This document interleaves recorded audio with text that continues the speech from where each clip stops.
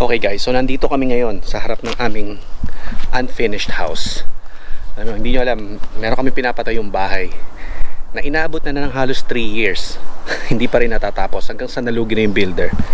Yung builder namin na yun, napakadaming sakit ng ulong dinulot sa akin. Buong akala ko makakalipat na kami in a year, hindi natapos. Akala namin in 2 years, hindi pa rin natapos. 3 years na, hindi pa rin kami nakakalipat. Ito siya.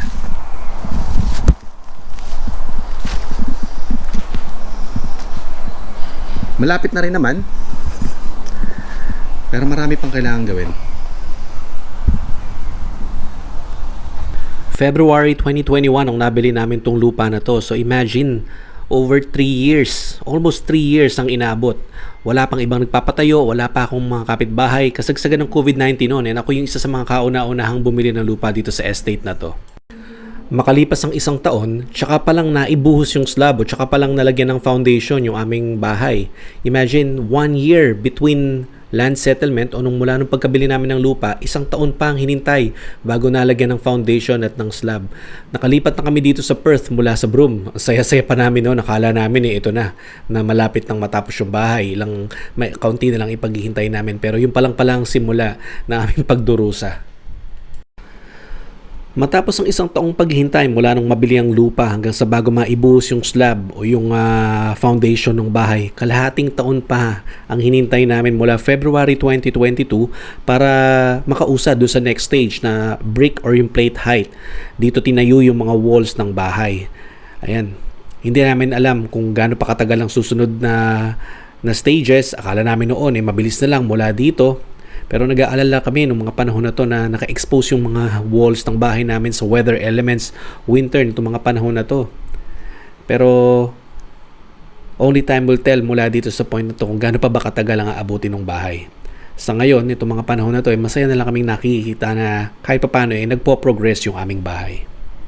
And based sa progress ng mga naunang stages, mukhang ganito nga pala talaga katagal ang abutin. Mukhang 6 months in between stages ang inaabot bago makapag-proceed sa next stage. Kasi kung August 2022 na ilagay yung mga bricks, February 2023 na nung maikabit yung aming bubong. Dahil daw sa shortage ng timber, dahil sa war sa Ukraine, ayun, naapektuhan ng supply ng timber at natagalan dumating ang timber. Kaya ayun, February 2023 na nung mailagay yung timber roof at mailatag yung pinakabubong. Mabuti na lang at nailagay yung bubong during summer and leading to winter, kasi kung hindi aabutin na naman ng tag-ulan yung bahay namin, mababasa na naman sa loob yung mga timber roofing and baka mabulok, baka ma-compromise yung quality ng bubong. Upon independent inspection, nalaman pa namin na maraming mga defective na works dito sa bubong namin na ipinaayos pa namin nung matapos na namin yung construction. Parang may contract up din dito. Ito yung katulong na Pantry. Ref. Dito ang lutuan. Maliit lang. Okay.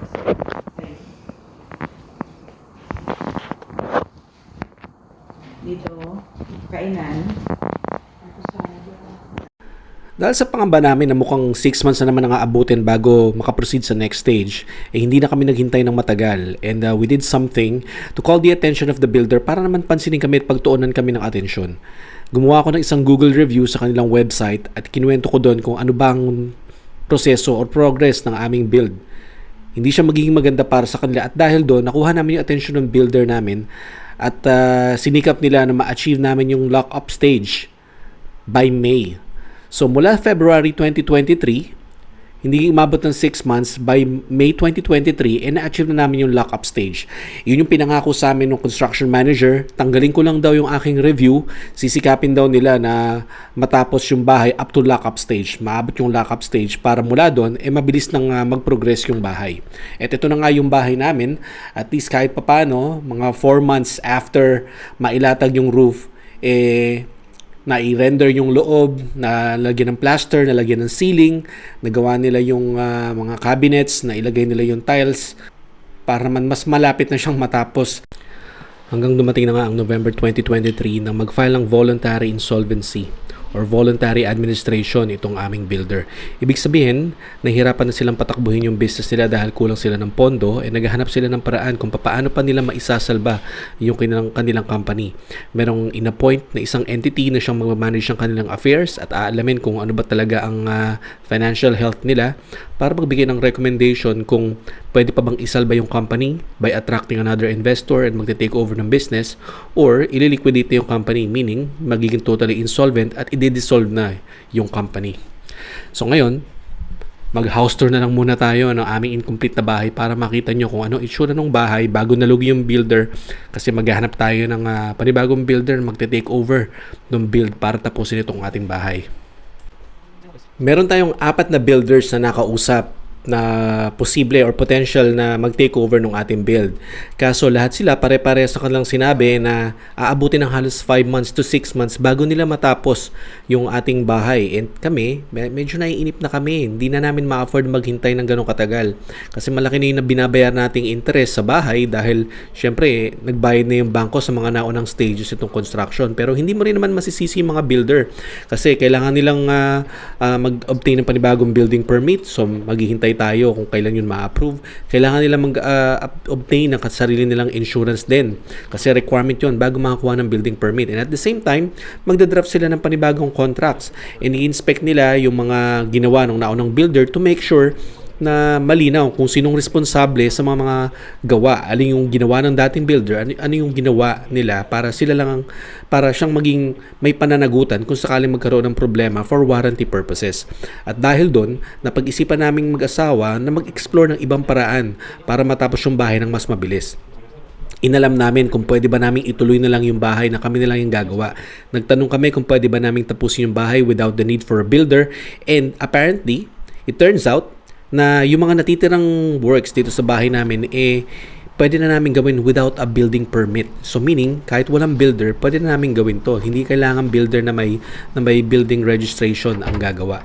So ganun ang ginawa namin. Dumirekta na kami sa mga construction suppliers, sa mga tradies para gawin at tapusin yung mga natitirang gawain dito sa bahay.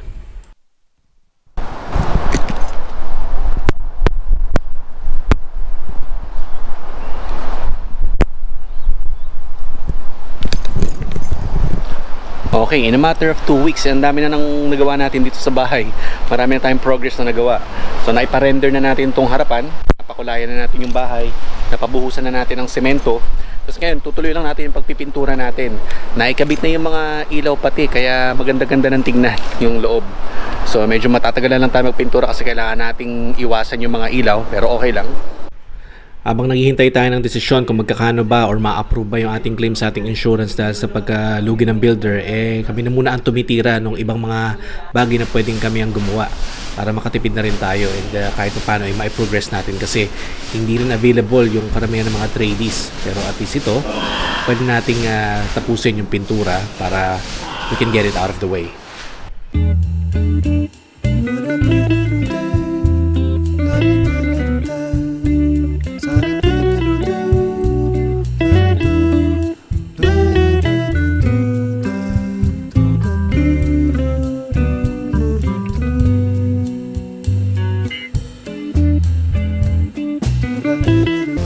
Inabot din tayo na maghapon dito sa pagpipintura sa bahay. Dami natin pintura yata sa buhok. So, pero at least natapos natin ang first coat nitong ceiling. Okay naman siya. Siguro i-retouch na lang natin yung mga medyo mapusyaw at yung medyo manipis ang pagkakapintura. So, naubusan na rin tayo ng pintura. So, bibili muna tayo ng pintura bukas. So, ito muna siguro. Papakita ko ngayon maghapon tayo nagpintura dito. At ito namang nakikita nyo ngayon, yung earthworks para dito sa ating harapan kasi ipapa-pave natin itong buong harapan itong ating bahay para hindi na rin na masyadong matrabaho for maintenance at para hindi rin masyadong maalikabok. So hopefully kapag naayos natin itong harapan, hindi na dudumi itong looban ng bahay natin.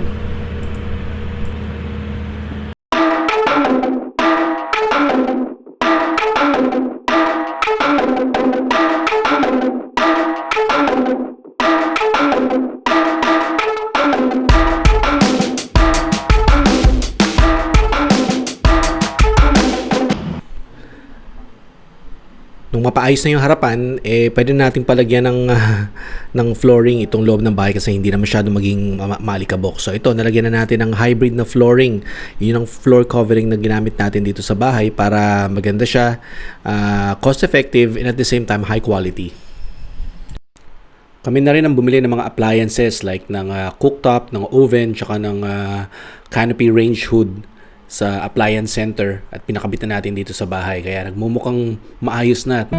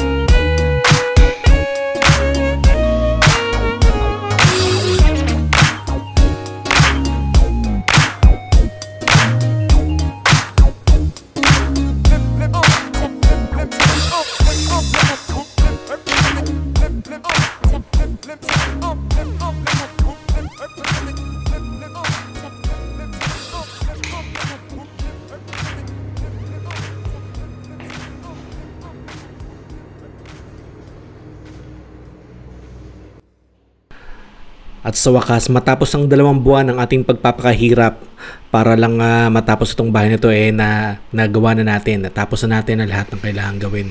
Nakapagpa-install na tayo ng air conditioning, na-energize na yung bahay, meron ng tubig, meron ng kuryente, meron ng mga banyo, pwede ka na mag-flush, meron ng hot water, meron ng gas, pwede na siyang tirahan. Ito, papabless na lang natin ito para naman na mabawi ang lahat ng masasamang pangyayari na nangyari sa bahay na to.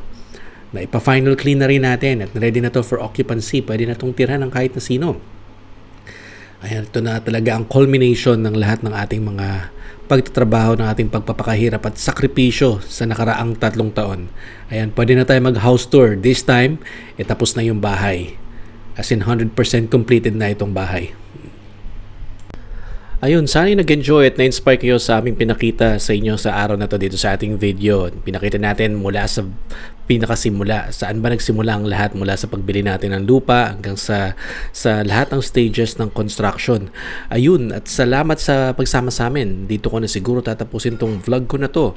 Kung bago lang kayo dito sa akin channel, please don't forget to subscribe and hit the notification bell para updated kayo sa mga future videos ko. At kung dati ka na kayong subscribers, maraming salamat sa inyong patuloy na panonood. At laging tatandaan, like, share, and comment lang para tuloy-tuloy ang kwentuhan. And I will see you on my next video.